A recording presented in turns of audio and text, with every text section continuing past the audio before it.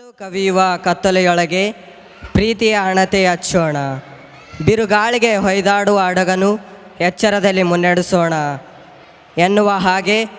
ವೇದಿಕೆಯ ಮೇಲೆ ಆಸೀನರಾದ ಮುಖ್ಯ ಅತಿಥಿಗಳು ಹಾಗೂ ಗಣ್ಯರೆಲ್ಲರೂ ಸೇರಿ ದೀಪ ಬೆಳಗಿಸುವುದರ ಮೂಲಕ ಕಾರ್ಯಕ್ರಮವನ್ನು ಉದ್ಘಾಟಿಸಬೇಕೆಂದು ವಿನಂತಿಸಿಕೊಳ್ಳುತ್ತೇನೆ.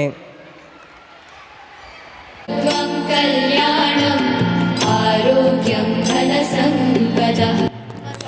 बुद्धिविनाशाय दीपज्योतिर्नमोऽस्तुते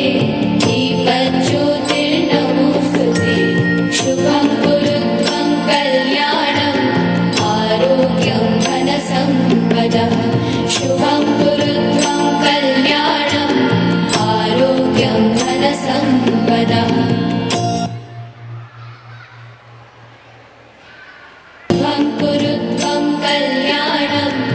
आरोग्यं धनसम्पदः शुभं कुरु त्वं कल्याणम् आरोग्यं धनसम्पदः शत्रुबुद्धिविनाशाय दीपज्योतिर्नमोऽस्तुते